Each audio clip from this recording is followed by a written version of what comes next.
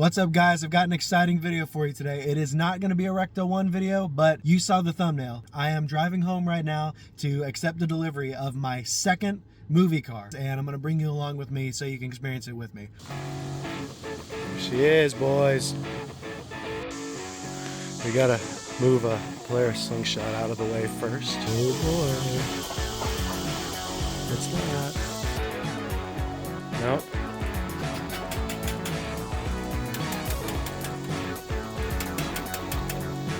Couldn't get a jump, so we just pushed it out of the way. Take a look at this beautiful ditch.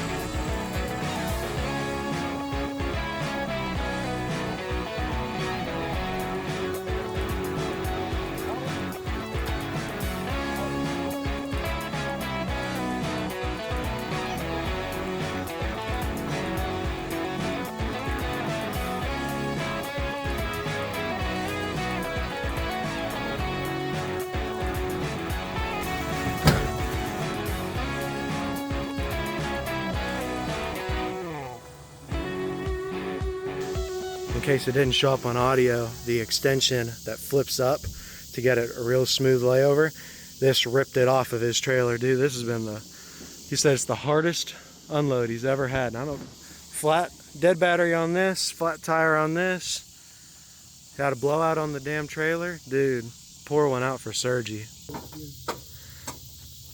Okay, now we're about to winch it on up in the trailer.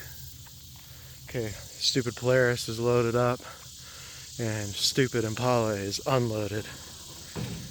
Oh my gosh, when Sergi gets out, I'll take a second to show you guys this monstrosity that I've just added to the fleet.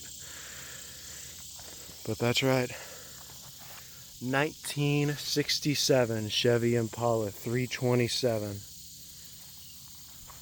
I will say off the bat, it is smelly in here, but from what I've been told by the owner, that's a clean floor in there, and I'm so thrilled about that because I don't want to do another floorboard. Okay, it's about a month later. I didn't end up getting any time like to get to know this car or to show it to you guys because of how late the transport was. So we'll just walk around the car now. So yeah, guys, this is the new edition. It's a 1967 Chevy Impala. I made a friend that in the movie car groups that builds supernatural Impalas and loves these old Impalas. And last year I had made friends with him because he had a different one he was selling, and I didn't feel like, maybe I thought it might be a little too much for me. I figured I don't want it to take away from Recto 1, and so I turned it down. But then earlier, like a little bit ago, he had reached out to me. He had found another one, this one, and he made me a good offer, and I was like, you know what, I'll do it, because these cars are getting pretty hard to find, and this is exactly the way I wanted to do one. I was either going to do it one of two ways: just needs some work and I can get it pretty affordably, or if I could find one really close that ran and drove, sure, that would be great. But I super duper have not found any around. I think one guy, it was pretty close to me, he was having issues with the engine, and that scared me away because I just didn't want to tear into an expensive, I think it had the 396 or 454. I didn't want to tear into that. He had said he blew through all of his budget trying to get it running. And I was like, oh, well, I don't want to take that on. So enough about that. This is the story about this car. I don't know anything about it past this guy picking up, other than it was a Colorado car. And it's stinky, PU. It's really nasty in here, but it's complete. The floor is nice. The trunk floor needs to be replaced, but I've been told a lot of good things about the interior, like, they're up, being in really good shape. I haven't gotten under it and ripped into it, but I saw a lot of good pictures from when he had the seats out and flipped the carpets up.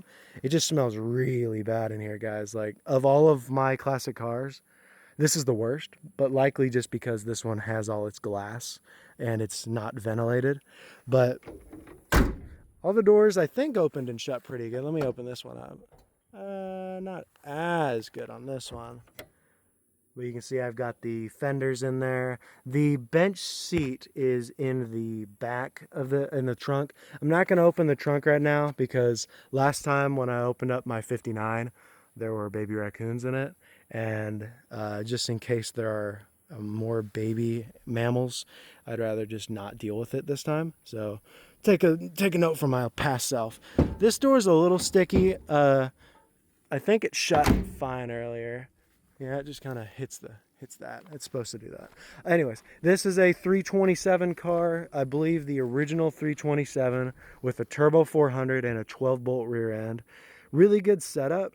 I will likely get rid of that 327, throw it in my El Camino or do something else with it because I want this to either have a 396 big block or maybe a 454 or something like that, or secret extra option, a 6-liter LQ4 out of that truck. So I don't know what I'm going to do yet. You guys let me know what you'd like to see, and I will I'll store it up in here for you, nice and safe. But the basic build, it's just going to be take the motor tranny out, maybe take it off the frame. I don't know if I'm going to take the frame off or not on this one. Just so I can access it and really do a deep clean better than the way I did Recto 1. But I'm 50-50 on that. Either way, I'm going to wait till I have a lift so I can get it up in the air, clean the floor up, coat everything, make it nice, because I didn't do that on Recto, and I would have liked to have done that. But take the gas tank out. I have blocked out any fires. I don't have any fires scheduled on this car, so believe me, there's not going to be any fires on this car.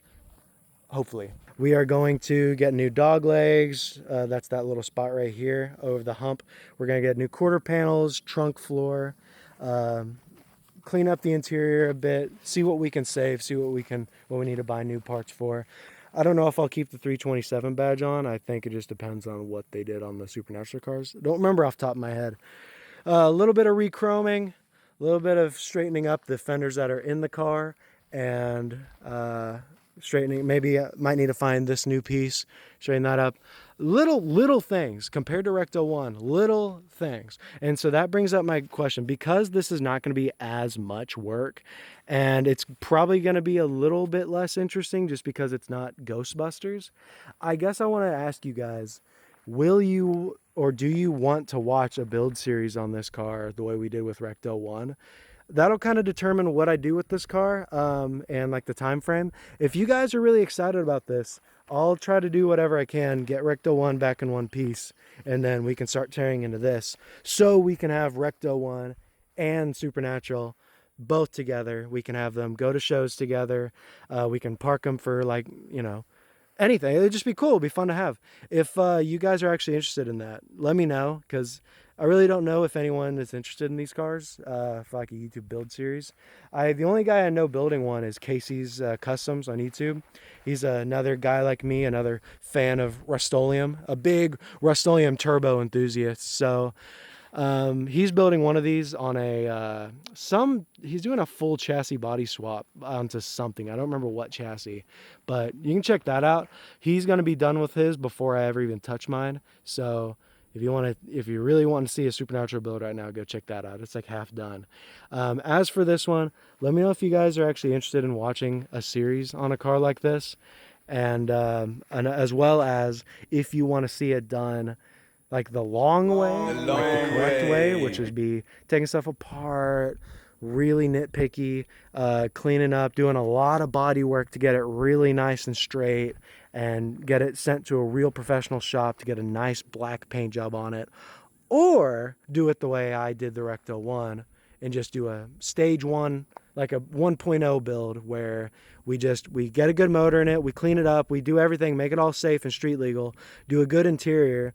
But the only thing we don't do is we don't do like the perfect paint job. We just slap Rust-Oleum turbo cans, black, or like tractor paint, something like that, and let it be like that for a little while. Let me know what you guys want to see with that, because that'll definitely influence what I do on this car. I know a lot of people just ask for a comment just for exposure, like just to get the views up, but I'm actually genuinely curious what my audience would like to see on this. So this is your time to be heard. This is your opportunity.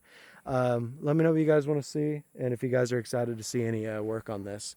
And if so, I'll rush through getting Recto 1 fixed up again, and then we'll try to tear into this bad boy.